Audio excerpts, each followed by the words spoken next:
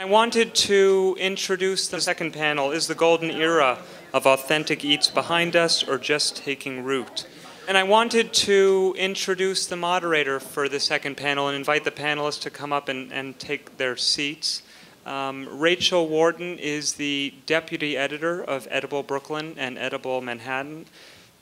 She is the former food editor at the Daily News, a very important voice in food news in New York City. She has, used to be, you're right, until you left. And then she also is the host of Brooklyn Eats, a radio show out of Heritage Radio, the internet radio station that exists behind Roberta's Pizza in Bushwick. And finally, she is a recent recipient of the James Beard Award for her Back of the House column in Edible Brooklyn magazine. So thank you very much, Rachel. All right.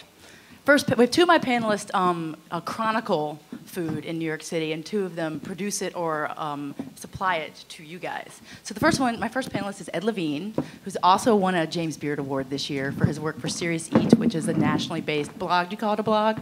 It's a blog. A bunch of blogs. He's a food writer, food editor. He's been on TV. He wrote an awesome book in 1992, one of the first to chronicle city chowhounding.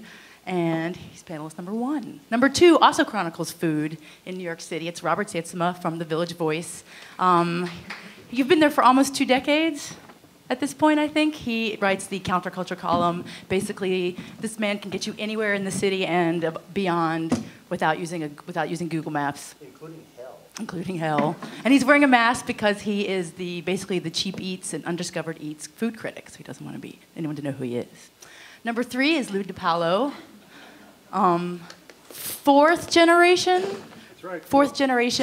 owner of DiPaolo's Fine Foods in Little Italy. I think your great-great-grandfather opened the first one in 1910. And my great-grandfather. Yes, and the fifth generation has just opened a shop next door selling wine, right? That's right. And also in addition to selling some of the foods that I guess your great-great-grandfather did when he opened the Latteria. Am I pronouncing that? Latteria. Like fresh mozzarella and some other fresh cheeses. You've continued to expand and modernize what you offer, and so there's everything from olive oils and balsamic vinegars to new Italian wines and many, many other products. Prepared foods. And last but not least, Robert LaValva, am I pronouncing that correctly? Who is the man behind New Amsterdam Market, which is now, I believe, every Sunday, where the Fulton Fish Market used to be. And it has some of the most interesting food makers, purveyors, magazines in and around the city every Sunday. If you haven't been, you should check it out. So this panel, I guess, is, you guys, everyone has read the description. Kind of on, for lack of a better term, I guess authentic food, street food, cheap eats, and how they've changed over time, and whether the fabric of the city now is whether they're disappearing or it's a golden era. But I definitely want to talk, because all of you have been doing this for a long time and have been around for a long time, and I definitely want to talk about how you've seen it change. But first, my first question to the panel, you guys get your microphones ready, is a $12 banh mi made with Berkshire pork or a $22 bottle of mozzarella at Italy authentic? Authentic. I guess we have to define terms. Exactly. Is it genuine? Is it authentic? Is it delicious? You know, there's a whole host of questions that you have to begin to answer when you're looking at a ball of mozzarella or a banh mi. And, you know, I think it's authentic. I don't know what authentic means, because authentic only means something if you place it in context. You know, and I think, and what's interesting here is that everybody on the panel has played a significant role in bringing authentic food to New York and curating it.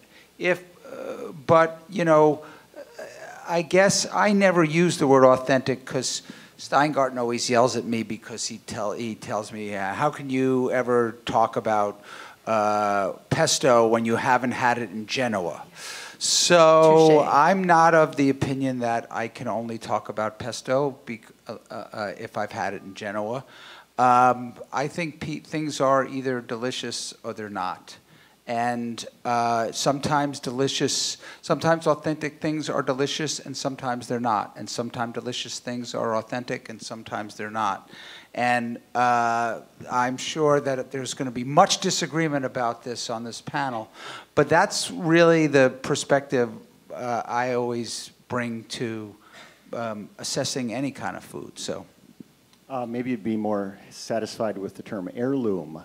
I mean, there are things that are worth preserving from the past. There are examples that are more like they used to be than things that are being produced now. And the thing we should be thankful for is that everything is on a continuum, that maybe the $50 mozzarella you find at Italy has its own good properties as compared to our own mozzarella produced here for decades and centuries here in downtown New York. So I can't imagine what it might be, but still, I'm sure that, well, Lou, what do you think?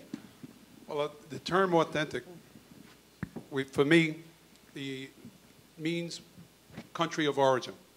And if we're talking about mozzarella, in reality, I do not make authentic mozzarella. For 100 years, my family, Latteria is a dairy, has produced an adaptation of what mozzarella is. The true fresh mozzarella is made out of the milk of the water buffalo. It's from the area of Campania and a little bit of Lazio. Do we make a good product? I think we make a great product. Is it authentic? It's made authentically Italian-American. Italian-American.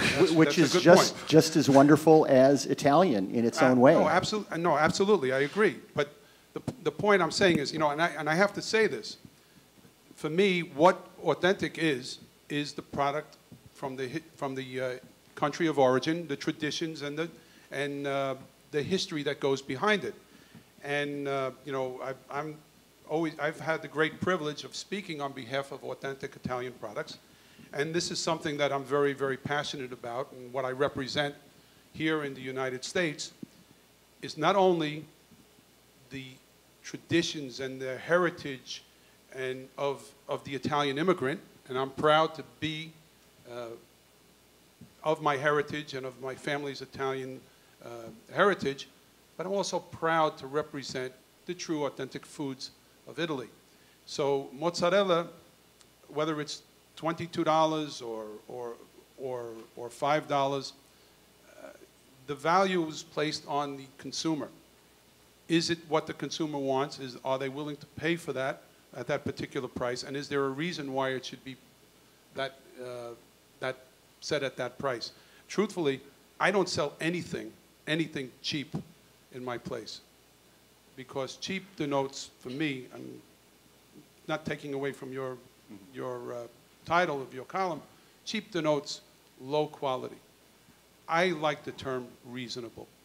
Reasonable because we want to make it affordable to not just the person, the gourmet, or the person that's very affluent, but good food is for everyone. And everyone has the right to have good food, and it has to be at a reasonable price. Let me add a little wrinkle to this argument. The fact of the matter is, if you go back to Naples and eat their wonderful pizzas, 99% of them are not made with the buffalo mozzarella that's truly called mozzarella. They're made with something called fiore di latte, which is exactly what Italian Americans were making with cow's milk cheese when they arrived here. They didn't have any water buffaloes. Oh, by the way, the Italian water buffalo comes from India originally. So much for authenticity. Because, I mean, Lou's now you've been here for almost 100 years, more than 100 years. At what point do you reach authentic? This word is so tricky. Well, you know, where we come from in Italy, we don't have water buffalo. And, you know, we come from the region of Basilicata, that's right. And Basilicata is famous for a different type of milk dispensing animal. It's called the pedolico, which is a unique cow. And my great-grandfather and his parents and before him made fior di latte, which is basically the same as mozzarella, except for made from the milk of cows instead of the water buffalo, as you mentioned. And that was really the tradition that was maintained here in New York City's Little Italy around the turn of the last century, because of the fact of no water buffalo. but it didn't mean that the product was less, it was inferior. It wasn't. It was just different. Well, yeah, and I think that to me it's all about the values that the maker or the purveyor bring to the product. So I'm looking for, whether it's mozzarella or, you know, Ben Spoon ice cream that Robert sells at the New Amsterdam Market or whatever. It's like I'm looking for people who are passionate, skilled, and you obviously use great raw materials. But it all has to do with the values that they bring to the product more than the, you know, the derivation. I mean, look, I got into a lot of trouble in my pizza book by saying, you know, after I spent a week in Naples with a Neapolitan fellow eating at 25 different pizzerias, that the best pizza in the world is served in Phoenix, Arizona. Okay, and everyone says, oh, what do you mean? Naples is the birthplace of pizza. Well, Naples is maybe the birthplace of pizza, but it doesn't mean that the Neapolitans are making something that is necessarily the most delicious pizza you can eat. Right. American pizza is definitely better than Neapolitan pizza. Neapolitan pizza is wonderful, but it's different. I mean, our pizza is invented by Lombardi's over 110 years ago, or 110 years ago, is just fantastic. I mean, it's a shareable pie. They're big pies covered with ingredients that showed the lushness of the New World and what Italian Americans found when they got here. Wait, before we go down the pizza train, which will take us far, far away for many, many hours, I want to add something you just said, which was that you're really in pursuit of things that are well-made, things that are delicious, things that are made with care. And I'm curious, which is kind of one of the points of this panel, how that landscape has changed here in the past decade or 2 decades. Is there more deliciousness? Is it more diverse? Is it in different places? What's going on? I mean, I think this panel is emblematic of the fact that there is more deliciousness per square inch in New York now than there's ever been. Someone write that down for me. I agree completely. And you're and using a chowhound word. You're using Jim Leff's word. But the thing is, it's because Robert is turning us on to the latest Senegalese restaurant in East Harlem, and because Lou is constantly going to Italy, finding fantastic products, whether it's balsamic vinegar or cheese or whatever, or cream or olive oil, and making them available. And he's very modest because, at least the last time I checked, the best prices for real balsamic vinegar in the country were courtesy of Lou and his family, and I really appreciate that. They're reasonable, and what Robert does from a curatorial standpoint is actually really important, because the New Amsterdam Market is an acknowledgement that there's more deliciousness per square inch here than there's ever been, because it's incredibly exciting to go to that market, just as it's incredibly exciting to go to Lou's store and see what new stuff they've got that I've never had before. And is that because all of us eaters, readers, diners are more, we know more about food? Or, I mean, is there a why? I think that's certainly a big part of it. I think we're more obsessed with it. Yeah, there's more interest. There's, you know, I mean, I've been on so many panels now. The internet has destroyed food. The internet has destroyed restaurants. The internet has destroyed this. The internet has destroyed that. And I obviously don't agree. But what the internet has done is given flight to this incredible diverse food culture and people's interest in it. So how that's a bad thing, I'm not sure. But I think Robert's right. I mean, I think that there's never been a more exciting time to be a serious eater in New York City. Nice plug.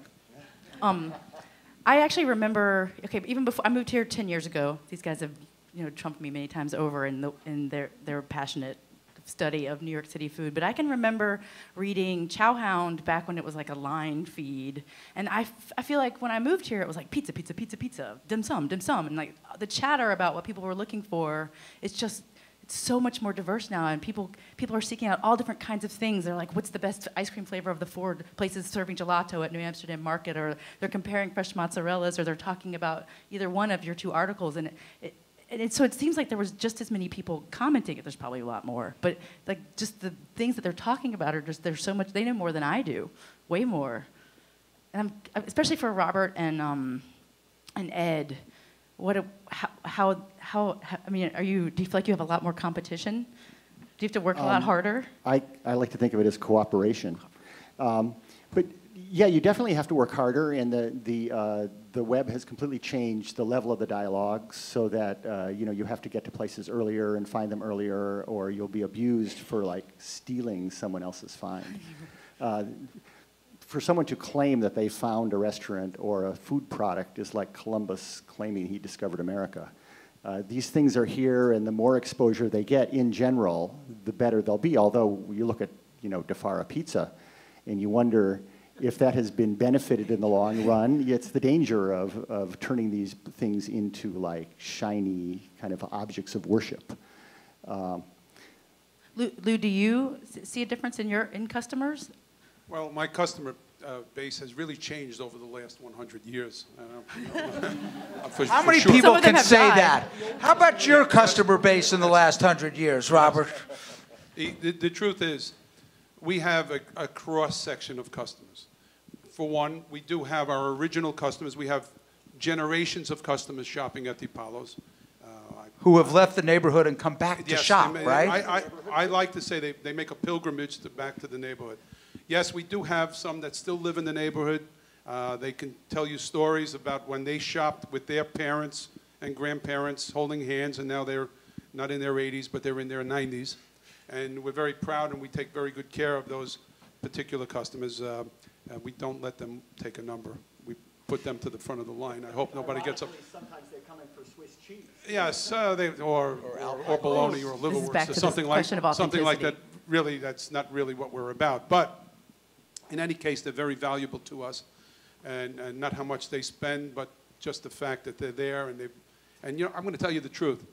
I mean, it's very, very difficult to keep a customer for 60, 70, 80 years. I mean, you're going to do something wrong in that time period. So when they come in, and we know they've been shopping for multiple decades, we know that, this is our place has really been, right on. We're doing the right thing. But do we see a difference? Yes. We have the Italo-American clientele. We have the people that have discovered Italian foods by traveling. Our shop invokes memory. When you go to Italy and you're in a specific region of Italy and you come into our shop and you see that particular honey that was there, or you see a particular cheese that you didn't expect to find in America, yes, it invokes memory. And so we have that customer base. And then, of course, we have people that are seeking us out because they want to experience what true ethnic foods are about. I mean, there's many, many places that sell foods of Italy, and with the help of myself and others, we try to encourage that. We feel that it's very, very important that the Italian food products are spread throughout not only New York City, but the United States. But they come to see how it was presented not only today, but was presented 100 years ago. And that's something, although my shop has changed maybe physically, it's always been a challenge for us to maintain that same traditional method of customer relationship, product and customer relationship. And that's something that we are very, very proud of, that we're able to maintain. And that's what they come to see. They want to experience not only the food, but also how these products were first presented 100 years ago. That's actually a really, really important point that you're making, because I know when I first got to New York in the mid-1970s, I was so happy to discover Russ and Daughters. And the reason I was so happy wasn't just because the smoked fish was so great, or the no gum added cream cheese was so astonishingly creamy. It was because I felt like I belonged there when I went there. That the kibitzing that went on between the counter people and me was actually a way that I was first made to feel welcome in New York City when I didn't know very many people. And I remember having that exact same feeling when I went down to your shop the first time when I wrote New York Eats in 1990 or whenever it was. I had been there before, but it was like, wow, this experience is so critical to my experience as a New York food lover. And I think those experiences are invaluable and contribute so much to our food culture. You know, just as shopping at Robert's Market he's trying to establish a culture there. You know, I was just going to ask if you had felt like you had had that similar experience for any businesses that were younger than 100 years old. Oh, and New Amsterdam was something I was going to bring up. Yeah. How do you foster that, Robert? Well, I was still thinking of what to respond regarding authentic. Oh, please. But no, because it rang an alarm in my head too, because I try never to use that word. It's very loaded. And what I have been trying to do is convince the city of New York that preserving a market in that district is an authentic use of that district, and that's about the only time that I'll use it. And hopefully, do they respond to that word? Does that mean something special to them? I think they're still trying to figure it out. But no, it does, because I think preserving that continuity, which is so rare in New York, except in some shops or that we are lucky to still have, like Russ and Daughters or DiPaolo's.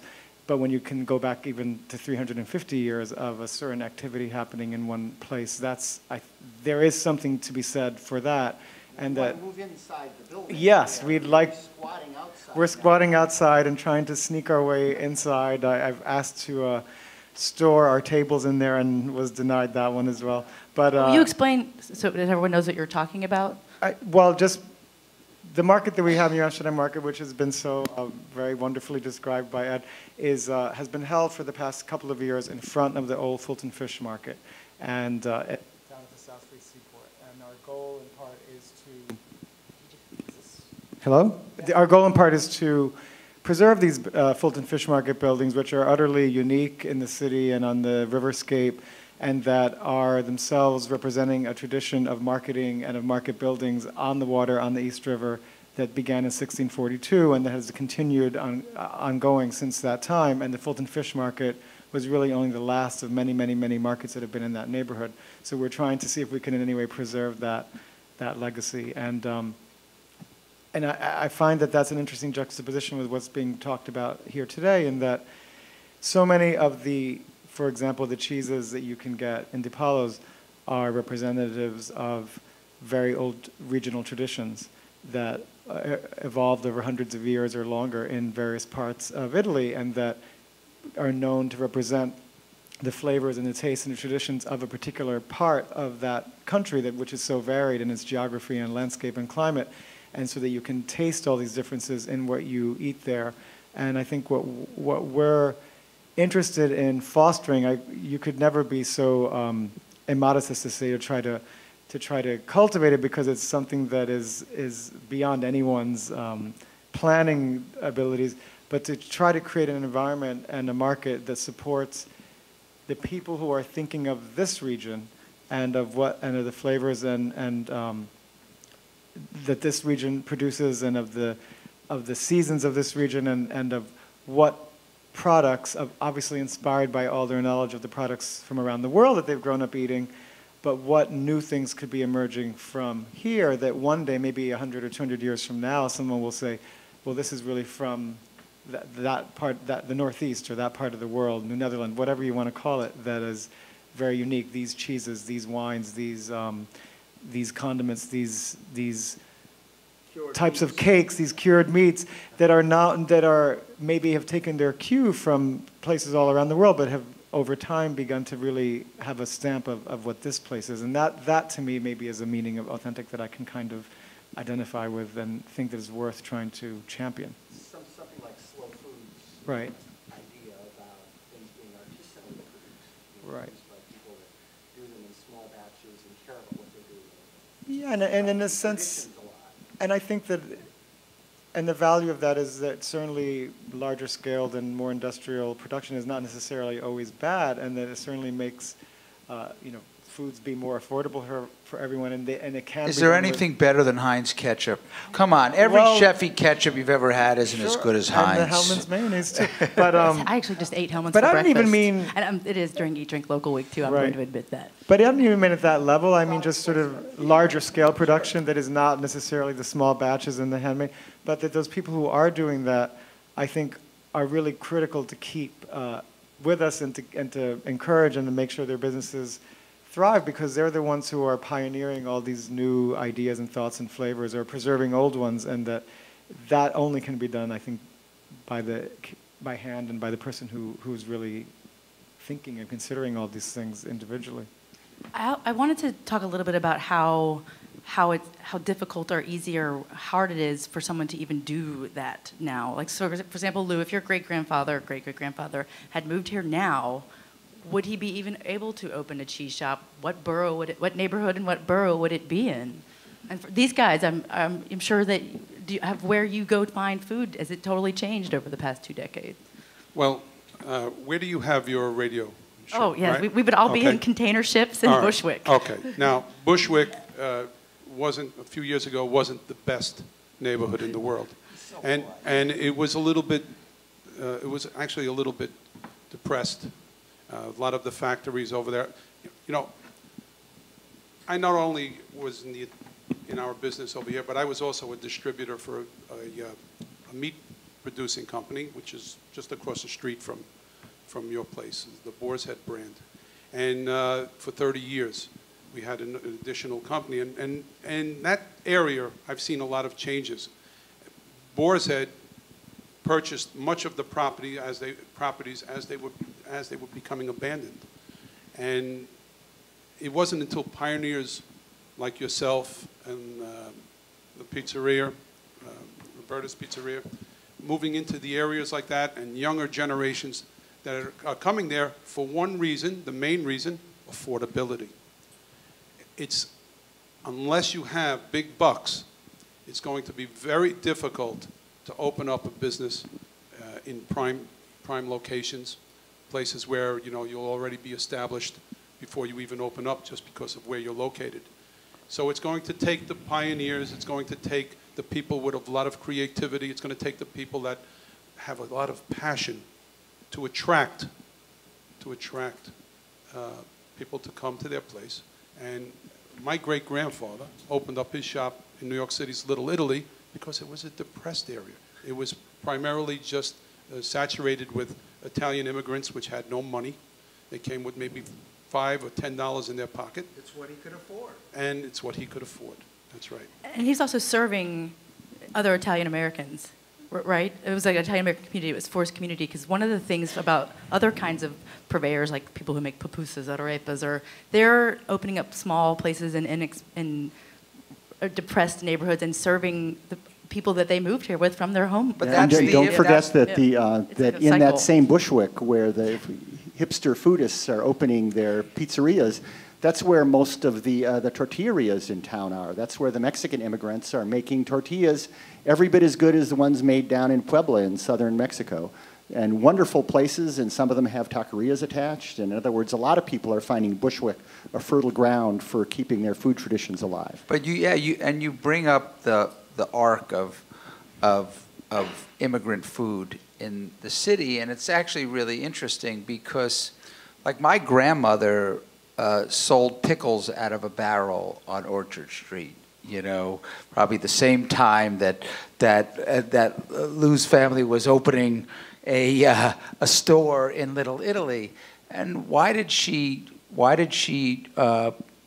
open a pickle store?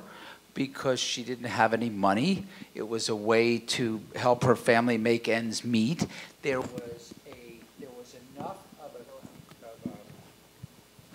of a critical mass of Eastern European and Russian Jews down there, so there were enough people shopping for pickles and smoked fish, and eventually someone like Joel Russ came along and started selling smoked fish off of a cart, and he moved into a storefront, which is what became Russ and Daughters. So that's the arc, sort of the food starts in the street and it's sold to the people who are of that ethnic group, just as it probably was when Lou's family started in Little Italy. But don't for a minute imagine that these ethnic groups side by side have big walls between them, because the ethnic groups influence each other, and that's how American food evolves. For example, when the Irish were living with the German Jews had corned beef and the Irish had cabbage, and Irish cooks put those together to make corned beef and cabbage. There's no such thing as corned beef and cabbage back in Ireland. Similarly, the Italians, when they got here, rather than finding the kind of meats they'd been accustomed to back in Italy, they found that the Germans had giant piles of ground beef that they used to make meatloaf with. And what did they do with it? They invented the meatball. And then, because there were bakeries all over, and there was a big fad in the 1920s for baguettes and French breads, they took that and invented the Italian-American hero, which is the equal of anything invented back in Italy. And it shows just, how ethnic groups getting together, they swap ideas, and that's how food evolves. And I would add, thinking of the pickles sold from the barrel, that even though when we started New Amsterdam Market, it didn't necessarily have this idea in mind, come to see, and really it's been a great pleasure to see that we've begun truly incubating some small new businesses. And for example, we started the market as a weekly market this September, and a young man who grew up in Bensonhurst with Italian-American traditions and then learned to do charcuterie at Gramercy Tavern and worked for a while at Marlowe and Daughters, I believe, is now launching his own line and found a place where he could produce it without meeting all the codes and requirements, and this market is his only storefront. So this is his way of starting this business, and hopefully it will one day have a shop or some We'll no longer have to get our prosciutto from Iowa. That could be. I mean, and Which is pretty swell, by the way. Right. And similarly to to what you're mentioning as well, it's been interesting to see at the market many of the vendors begin to interact with each other, because we do have not only suppliers and farmers, but producers, and therefore people are starting to see what can I get from this vendor to make what it is that I make. And I think, we have a kimchi maker, and we have kombucha and things that are from all kinds of traditions, and it will be interesting to see what will emerge from that, because I'm sure we've had kombucha made with wild fern, for example, gathered by wild food gatherers. So that's one of many possible things that could emerge out of this bringing together of traditions and of different foods. I have a question for the two writers / food critics on this panel. So do you evaluate wild fern kombucha sold at New Amsterdam Market differently than you do a pupusa sold on the street in Queens? Is there a when you approach them, do you feel like you do it in a different way? Actually, I hope I don't, because I want them, to pass the same thresholds no matter what. And in fact, sometimes what's weird is that there are people all over the city and all over the country who have the best of intentions when they start their salumi company or chocolate company or bread company or whatever. But it doesn't mean just because they're an artisanal food producer just starting out that the bread's going to be any good, or that the sausage is going to be any good. Or the same for a pupusa maker on the street. Absolutely. So you sort of, to me, I have the same standards. I hope I have the same standards. Is it delicious? And so what is a delicious pupusa supposed to taste like? Or what should a perfect slice of prosciutto taste like? I don't care particularly that it's made in Iowa by La Quercia. Those guys, not only are they, artisanal prosciutto producers, but it's really delicious. And by the way, it's better than other domestic prosciutto producers in this country. And I find I'm always making those kinds of value judgments, and you either are comfortable with them or you're not. And, you know, as long as you can articulate a defensible point of view, I think that's all you can do as a critic. I have only one thing to add to that, and that is that that I do kind of maintain separate standards, and the separate standards are based on price. The more expensive something is, the damn better it better be.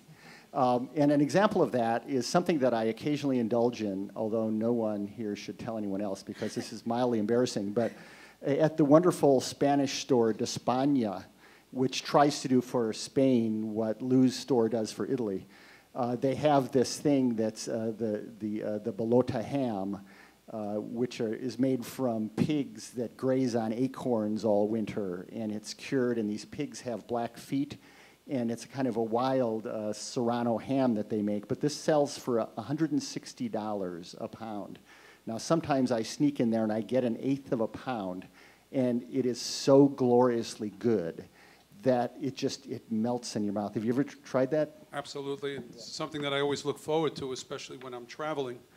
It's the best part, believe it or not, is the fat. Yeah, Make sure the fat is nice and greasy, and then it'll just, you know, of course, it's certainly expensive, and it's not something you indulge in every day, but it's certainly something that you should treat yourself to. It's, you know, for someone who will speak very firmly about cured hams of Italy and know many of the producers of the cured hams of Italy, there isn't any of them that I've ever met that don't go out of their way for this pata negro or iberico or this wonderful ham that's produced in Spain. Yeah, you know, I just want to amplify something that Robert said. Yes, there are different standards because of price, but that to me is only because I feel taken advantage of if there happens to be a $150 ham, $150 a pound ham that tastes bad, you know. But I also am a huge fan of that ham. You know, I once almost got caught sneaking 2 pounds of it in on a trip back from Barcelona. Thankfully, the dog. Did you split them up, or were you just like, I'm going all the way with 2 pounds? The dog happened to sniff another person's luggage, and so while they were arresting that person, I was spiriting my way to the taxi. But I, you know, so I feel let down and taken advantage of. But absolutely, I mean, just as there are, think about balsamic vinegar is a perfect example, right? Yeah, or, you know, look, balsamic vinegar is expensive. Real balsamic vinegar. It's less expensive when you buy it from Lou than it is other places. But is it $10? You know, no, it's more than $10. But there's something so special and unique about that experience that it seems like a bargain to me at twice the price. You can pay a lot more for that for balsamic vinegar. As Lou will tell you, 99% of what's sold in the United States as balsamic vinegar doesn't qualify. No, that's true. I mean, balsamic vinegar needs to be produced in a certain area of Italy, in Emilia-Romagna. But not only that, it needs to be produced in the old tradition, going back to the time of the Romans, before it was ever called balsamic vinegar. And it needs to have a product that requires many years of aging. Through natural evaporation, it becomes thicker, becomes sweeter, more complex, rather than the ones that are infused with wine vinegar or adulterated with caramel to enhance the flavor of sweetness and thickness. So yes, it is expensive, but it's very expensive to produce. And what I often do is encourage people when they're going to Italy, not only visit the museums and the churches, but visit a living museum such as a place that produces balsamic vinegar, so they could get the true understanding of what it takes and what's special about it and why it's so very, okay, very expensive. on that note, what are some living museums here in New York City other than your shop? Well, Russ and Daughters is a living museum. Absolutely, my shop is a living museum because it's a traditional place that goes back 100 years. I mean, the same method of serving the customer, even to the bottom, the part of writing the prices on a bag, handwriting it down. I mean, these are all part of what I mean by a living museum. Arthur Avenue Retail Market has a lot of neat stuff that really looks. Sure. Brooklyn is full of living you know, museums. of Brooklyn living is a living museums, museum. You know, Esposito Pork Store on Court Street, or even Joe's Superette for the prosciutto balls, or whatever. Actually, what's great is now, getting back to one of your questions about the New York City food culture. You know, when I wrote New York Eats in 1992, people thought you needed a visa to go to any other borough besides Manhattan. You know, it was, wow. And everyone, when the book came out, I was like, you went to Brooklyn. You went to Queens to eat. Is it okay? Are you all right? Can you come back in one piece? You know. So what changed? Why will people do that now? The boroughs, I mean, is it just that they were more We've gentrified? glamorized collectively, all the food writers and the foodies have glamorized food to the extent where, you know, any trepidation you might feel about going to someplace you've never been before is completely erased by the delight of having some Chinese meal from Dongbai or something like that, some area where you haven't ever had the food before and where it's challenging and exciting and just different. Because one of the things I was curious about myself is for those of you who have spent decades eating in New York City is whether there actually is more now. Are there more immigrants from different places now? Is there a more diverse landscape, or is it just that we didn't go to it? Statistics prove it. I mean, this entire age of foodism has been driven by our immigrants who've come here and started out all sorts of new kinds of restaurants, challenged us food-wise, and rekindled our interest in the food that we already have. I mean, it's created this climate in which food that's well-produced and is delicious, that's sometimes novel or interesting to you, has a high valuation. You know, meals are no longer, the meal is now the center of attention. You know, it used to be, now it is the foremost of the entertainments available in the city. As Broadway has gotten more and more putrid and recycled the culture, food remains fresh and immediate. And a great way to introduce yourself and your friends to a culture and to establish a connection to something real. You know, people crave real connections, and food offers one of the great opportunities to avail yourself of really feeling connected to a community that's not yours, and to the people that you're sharing the food with. So you're literally putting it in your body. Yeah, yeah. I'm not sure how much time we have. How much time do we have? I know everyone probably has lots of questions. Questions? How much? Oh, we have a lot of time. Because I want to ask about something Robert Sietsema said a while back. You were talking about how the Irish and the corned beef and cabbage, like how the cultures merge. And Lou, you were talking about how you make mozzarella a different way, but you've been doing it for 100 years now than the way it would have been made before.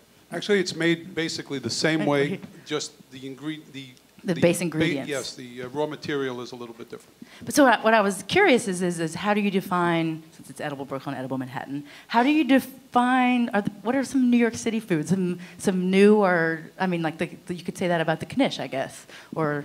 The perfect example for me is, people are always pissing and moaning about how the great pastrami and corned beef places from the past are dwindling, how the Second Avenue Deli is not as good as it once was before. I've even heard people say that Katz's is not as good, which I would never believe.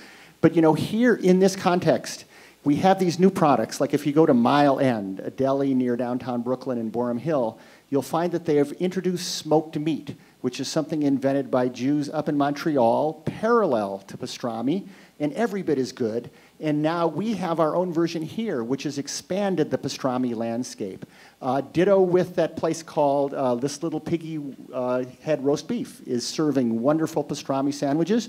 We have no dearth of pastrami sandwiches. All the old traditions are being kept alive in one way or the other, often slightly modified, but that's good. I mean, that reflects the fact that things evolve. Quesadillas rule, right? Yes. That's another example. There's probably lots of these at New Amsterdam, too. Or just like, things that could not happen anywhere but here. And yours are probably on the cutting edge of the corned beef and cabbage is now solidly American. I used to argue that anything that showed up on an Applebee's menu was American food, no matter what. Like, so poppers, egg rolls, that's it. Once it's there, it's American food. No, I try to figure out what really is American food. I mean, American food, as you mentioned before, is an accumulation of ethnic foods from many, many different countries. I often refer to Italian food in America as American food because everybody eats Italian food at least once a week in some way or another. Pizza or a dish of pasta or whatever. But what really is American food? I mean, corn, maybe? Good question. Yeah, something like that. And so, and then New York City, boy, to me is the true gastronomic capital of the world because you can find almost everything, if there's not an embargo on it, here in this city, and as good, and sometimes better, as you brought out, than in the country of origin. And so, American food to me is... New York City food is by definition the same as American food, right? This is, as former Mayor Dinkins was said, a gorgeous mosaic. The cultures that come together in New York are such that we're constantly going to find new food. How many Mexicans are living in New York now compared to 20 years ago?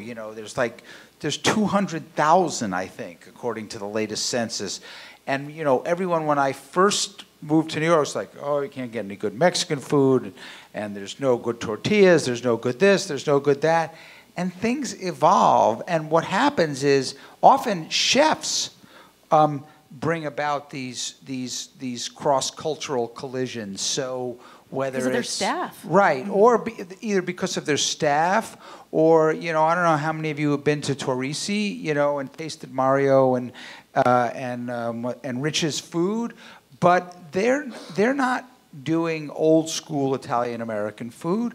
They're taking their love and passion for old school Italian American, filtering it through, to your point, cooks that have cooked in their kitchens, cooks that have worked alongside them at Danielle, the experience that they got at Danielle or wherever at Del Posto, and they're creating something that's wholly original based on this collision of everything that they've experienced food-wise. And sometimes it's confusing. I understand. Fusion food can become confusion food, right?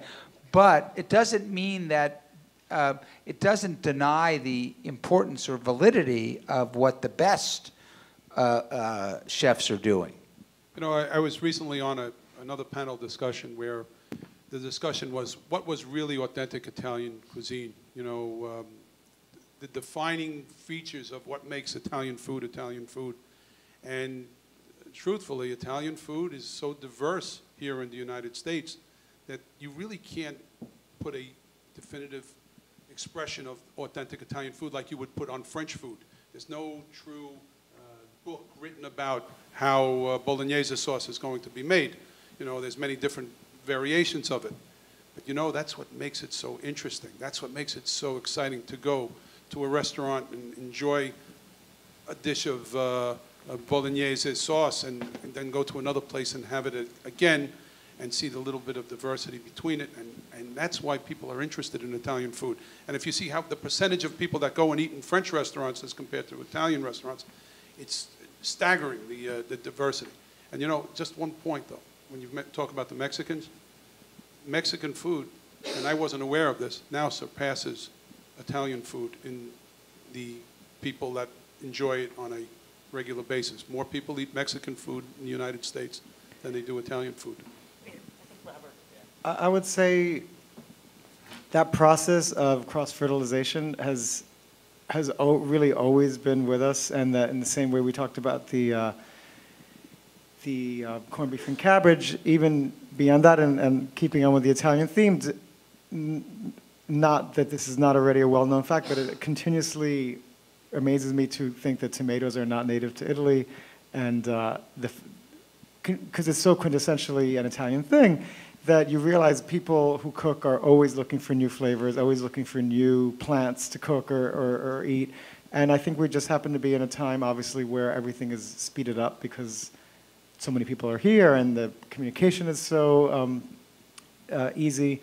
So we're just seeing it all happen in fast motion, and whereas some of the things that we consider to be authentic are maybe products of the same kind of cross-fertilization, but that have somewhat crystallized over time because things move more slowly when there wasn't this world that we're in now. But there's probably nothing that we are eating today that seems so traditional that isn't a product of that kind of experimentation from who knows when, and maybe taking many more centuries to evolve, but still part of that process. Are we also regular New Yorkers seeking these experiences? We're seeking them more. We've already talked about that, but in different ways. Like we're now going outside, or we're actually rediscovering the way New Yorkers used to eat, which was from carts and in the street and in markets. I think in a lot of ways. Although you guys have been doing that forever. Anyway. So now we're down to about what, 10 minutes? My timekeeper. Does anyone have any questions? No. Oh, yes, good. All right. Just a comment to start. This is wonderful. I will put this together with such passionate people because the things that are coming today are so sterile and so huge. 50,000 square feet of love and whatever. When you look at that and you compare it to people who really care so much about food, that's not the people that are behind the counter sometimes. So everyone here should just be commended on what they do, and especially Edible, New School, everyone here who took time to educate the public on food and the passion of food. Thank you. I feel like nobody wants to just ask these people where they should be eating or what they should be eating, because I do. Oh, yes, another question? Someone used the word curate to describe Robert in the New Amsterdam market, and I think that that's a really interesting way to kind of describe what all of you guys do for the New York City food conversation. And I almost think of that as like a social responsibility that you guys have. I was just curious if you guys think of it that way, and if so, now I do. If so, how that affects the way you do your job. Well, I mean, I know for me, Serious Eats was always was conceived with the idea of curating because we just want people to eat more delicious stuff. We have a very simple goal, and to the extent that we can turn them on to more delicious stuff, whether it's in the streets or at a fancy pants restaurant or at a shop or at Robert's Market, it's all good. And so I've always been sort of aware of a curatorial responsibility.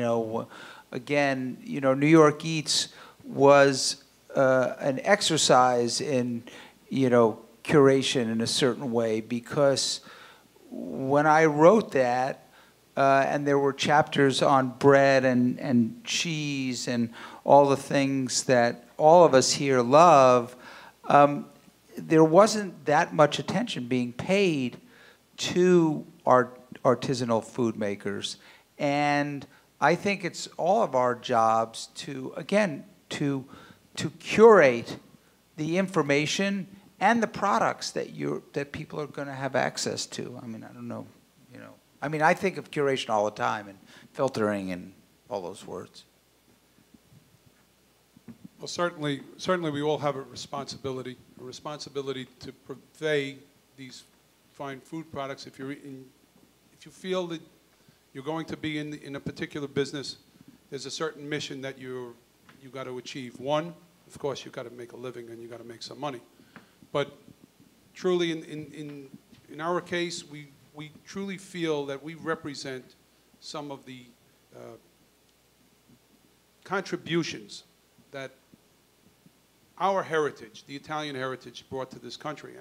And if we didn't do it correctly, we would have a sense of not really presenting it right and a sense of failure. And for us, the biggest success that we get at the end, when someone turns to say to us, gee, this piece of cheese tastes like when I was in Italy, or this really makes me feel like welcome, like you said before. And if we don't get that type of response, we feel that we didn't do our job right. And it's very important for us to convey that message. There were lots of heavy words and terms in that question. You talked about a food conversation and social responsibility and curating. And I mean, one thing at the edibles, we always think about our responsibilities. It's part of the mission of the magazines. And in many cases, we're very lucky in that when you do curate some of the best and most delicious foods, you're often working with small producers who care about where their source products come from or the animals that they're raising, and you kind of can hit both targets with one story. You can, because when you support those smaller producers or smaller shops or smaller restaurants, you're in many ways promoting the things that you can kind of get both of those at the same time. So that's one way, especially now, because there's more of it. Oh, more questions? Oh, I have a question. I guess to you, Robert, because you running the New Amsterdam market, and I this past weekend I was doing a bake sale at the Brooklyn Flea for charity, but I'm only there like once a year. But knowing all of these small producers, these artisan food makers, I know several of them, and I just wonder what resources are out there so that they can actually manage their cash flow, grow their business. And I talk to a lot of people, and they're at this point where the food market or the market that they're working in is almost too small for them, but the whole storefront thing would bankrupt them. So I don't know if it's something that is classes here at the New School, but what are the resources? Because I know the New York Small Business Center, I've been there. It's someone who has an accounting degree. I've been there, I know that, but it's a unique thing to be an artisan food producer that a person who is selling shoes as a small business is just not going to give you that same kind of information. I wouldn't say I'm very well versed in everything that's out there, but I think it's difficult. And I think, however, that there's beginning to be an understanding that it's important to cultivate new food businesses here in New York City, even from city government. Just one very recent example, but that I'd like to describe that, and there'll be, I think Bob Lewis is going to be on a panel coming up. But of course, one thing we haven't talked about is regulation, and that's not really the theme of this panel, but there are health issues, health codes, and all these things that are important. Sometimes they seem to be crazy, but they're all based on very good reasoning. And recently, the State Department of Agriculture and Markets and the New York City Department of Health have been working together along with an incubator kitchen that's in Long Island City to help make that facility the first ever in the city to be one where anyone can go and make a product that they'd like to sell, for example, at our market or elsewhere on the street or other venues like that, and have that all be legitimate by our various health codes. And before then, it was very difficult to do that unless you could really invest in having a whole company and everything that went behind it. So I think that's a really exciting new understanding that our various city and state governments want to help encourage new businesses to form, new food businesses. That's just one thought, but it was exciting to hear about that happening. Actually, the Green Markets just started a series of panels on exactly this subject. Right. And where they for people who are at various stages, just beginning to pickle or trying to expand their business. And so that you should check GrowNYC.org. Right. Yeah, and there are those incubators that Robert talked about. I know we posted about them, and I think they're doing really great work. I know they're really active in California, but I think they're becoming more and more active here, right? Yeah, well, just from what we've seen, certainly, and I think there's a growing demand for the ability to, because I think primarily they've been for somewhat already well-established businesses to have a place, but this is even for very, very, very beginning businesses to test what they want to do, but do it in a way that no one's going to get sick from it. And everyone like feels Hot fine Bread with it. Kitchen is an interesting example. I mean, I haven't spoken to Jessica in a long time, but I remember discovering her products and then doing a post about them. But I mean, she seems to be growing it organically, no pun intended, and I know that she's made use of grants and incubators and that kind of thing. Right. Thank you. Hello, can you hear me? Just respond to that question over there, because I'm with Urban Space. We run markets also, and we're here largely to learn about food. But I wanted to respond to that because we have a incubator project that we're starting in Brooklyn, and the whole theory behind it was looking at say, Brooklyn Flea, which is, say, $100 to open up a tent at Brooklyn Flea. So we thought, let's take a small shop front and make it the same price and give people the opportunity to have a shop. So we're doing that in downtown Brooklyn. It's $1,200 a month, and we're taking shipping containers, we're putting shop fronts on them, putting power in and water, and then just renting them out like it's a market. But you can set up a shop and stay there. When does So that's that one begin? solution. When does that begin? Or In May. In May. Wow. In May. That's amazing. Where? In. On the site of the old Albee Square Mall. Oh wow. Nice.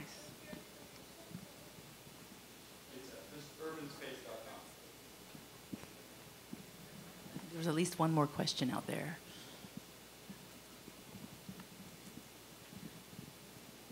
I would actually love a restaurant recommendation.